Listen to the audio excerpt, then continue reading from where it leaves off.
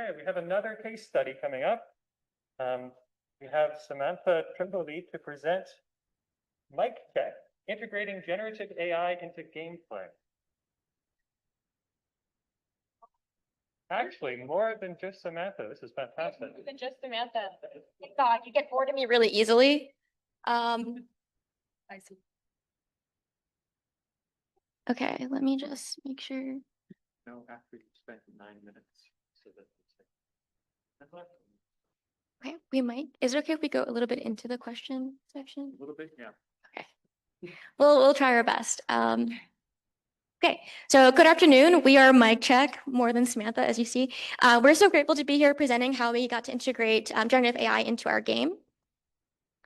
So we are current and former students at Carnegie Mellon's Masters of Entertainment Technology program, and our department has project-based semesters where we have cross-functional teams that create or explore emerging technology.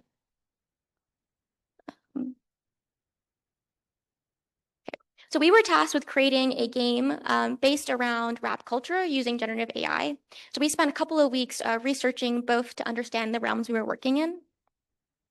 From that, we made a list of things that were out of scope and things that we wanted to explore. So we didn't have the time or expertise to create our own model or explore voice or speech, which meant we really couldn't teach players how to rap. But what we could do was use a pre-existing model trained on personality profiles to create this rap world and use text generation to assist players in their own creative writing. So altogether, we created a game where players compete in a rap battle against AI opponents using the ChatGPT 4.0 model and personality profiles.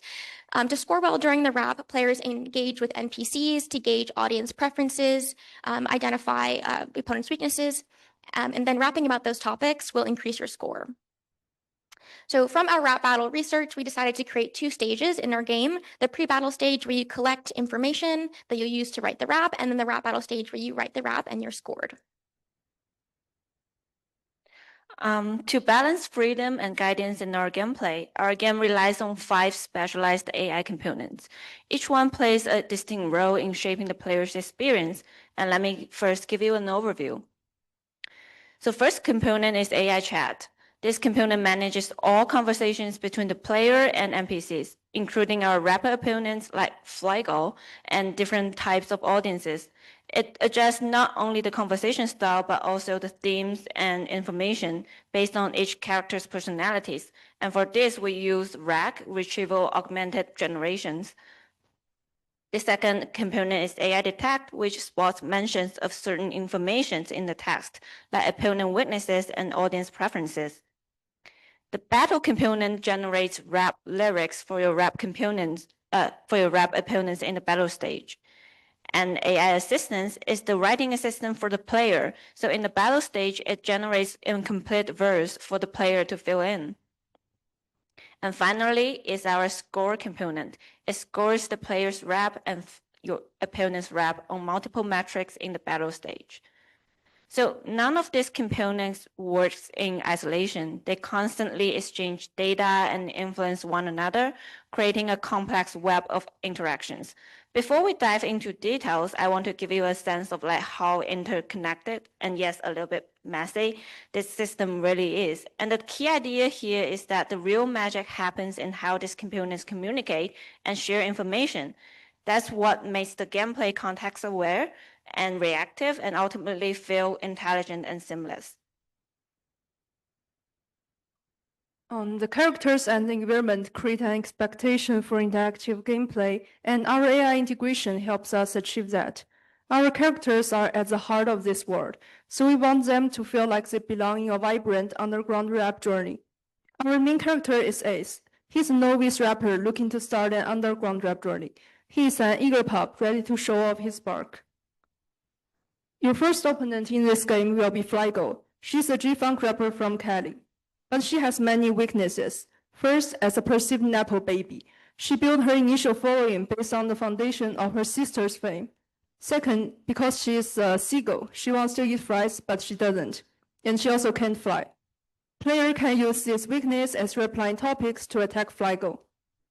Well, how do they know about these weaknesses? They have to research her in the pre-battle stage. We designed the audience and the interactables in different positions. so player can walk around in the subway station, explore important items, and talk with AI audience before meeting Flygo.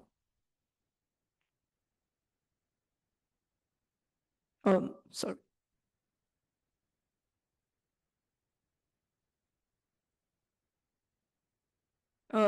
Okay.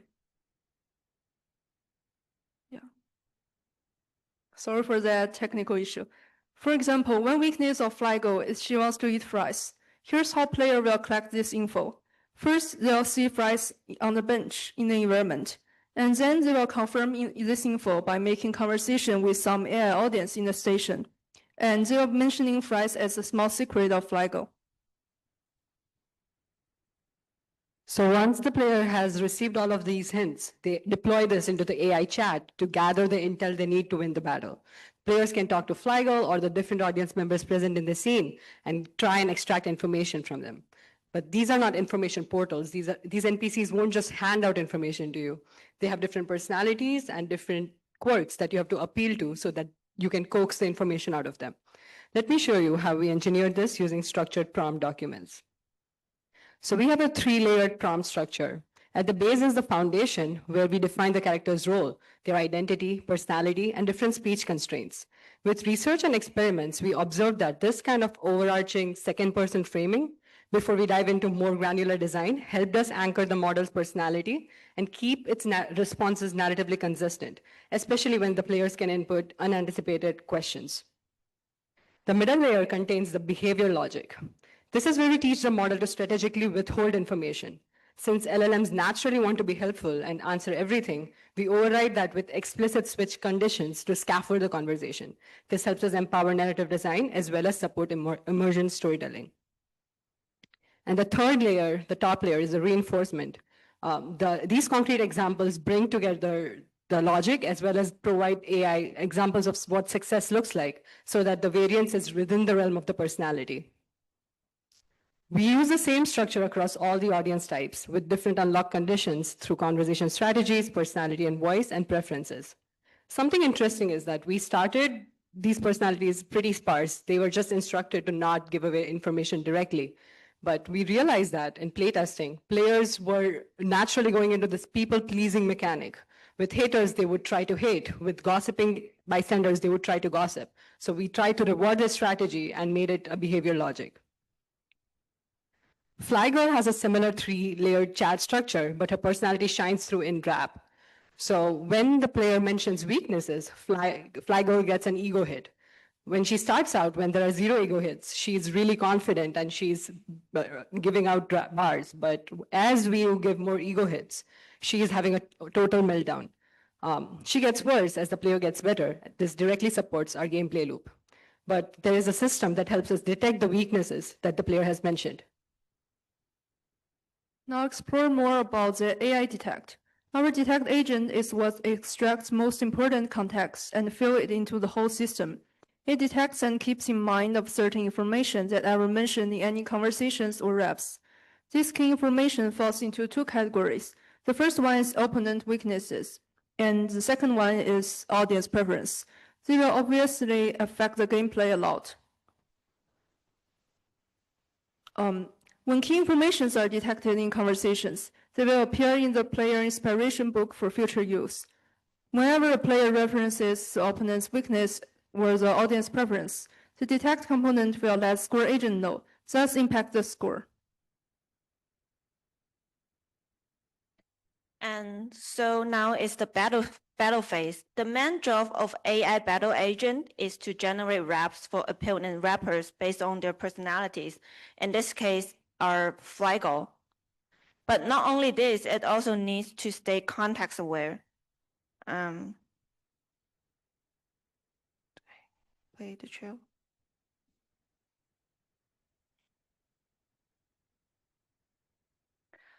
Reacting to the situation and the player's choices, so the experience feels dynamic and gives the player a real sense of agency. And how this work? So from the moment you met Flygo, the system maintains a shared memory accessible by both the chat agent and the battle agent. which means during a rap battle, Flygo can bring up details from your prior conversations. That's when you know things can get really personal. And when the player is chatting with the Flygo, she can reference or comment on previous rap battles you had with her. And finally, Flygo's behaviors are driven by her personality profile, as Kesha just introduced. So now that we have shown how player engages in performing their raps, we want to make sure that no one feels stuck when it's time to rap. That's what our AI assist systems comes in. To support creativity while still leaving space for player expression, we design a system that generates incomplete rap lines. There are short rhythmically setups that guide players' thinking without doing all the work for them. So instead of starting from scratch, players are able to complete a line or twist it however they like. This makes it easier for beginners to get started, but still fun and open-ended for more experienced players. And here's an example of how it works. Players are prompted to enter freestyle ideas, what they want to boast about and what they want to diss about. The AI then detects its context and responds by generating partial lines that tie directly into what players wrote. So once the rap is all written and done, there's everyone's favorite part, did I do well? So each round you're given a letter score that adds up to your final score. And then the points are kind of weighted against your opponents in almost like a health bar percentage. So the gameplay tells you that there are these you're scored based on learned information, audience preferences, and the opponent's weaknesses. But you as a player have an innate understanding of what a good rap is. It's having a clear rhyme scheme, being clever, telling a story. To do this, we kind of lean on AI's judgment to complement our human understanding, for better or for worse. With the game rules we've established and a lot of prompt engineering, we're able to create this scoring system. And I'll skip this example, I think, for time. But our scoring system is very contextually aware. So it doesn't just look at the lyrics in isolation. It also looks at all the other rounds and other information. So whenever a player references the opponent's weaknesses or audience preferences, the detect component will let it know, and it impacts the score. It also looks at the battle histories in the previous rounds, allowing it to judge whether the player is building on relevant themes, making comebacks, or maintaining topic consistency. Which is why even though like the base for hitting one weakness is 9, you can probably get like a 12 or something based off of that other information. So what we've built is more than just isolated AI features. Through careful integration across scoring, detection, and assistance, we've turned those features into a seamless and intelligent gameplay loop. Players aren't just reacting to a static system. They are engaging in a content-aware, involving rap experience shaped by their own inputs. That's what makes this feel not just like a rhyme game, but a real creative conversation between the players, the system, and the stories. And here's a special thank you to our advisors and subject matter experts that help us along the way. Thank you for your time, and please check at our booth tomorrow. We are open for questions now.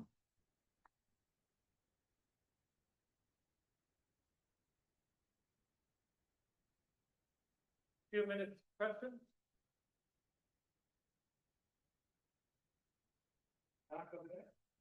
Hello.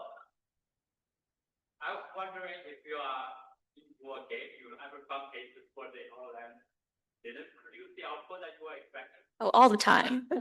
All the time. We had, I guess we can use slant rhyme as an example, maybe. Yeah. So, well, here, I'll do it. So the LLM does not really know what a skewed rhyme or a slant rhyme is, which is usually super rewarded in raps. Like if you introduce a rhyme that was not anticipated, that elicits a response. But LLM has its own understanding of what a slant rhyme is. It will excuse rhymes that were not rhymes, and then it will punish really good rhymes. So we removed that functionality all over. We rewarded inline rhyming more. So what we have done in our process is we embraced where AI was good rather than trying to force it to do things that it wasn't good at.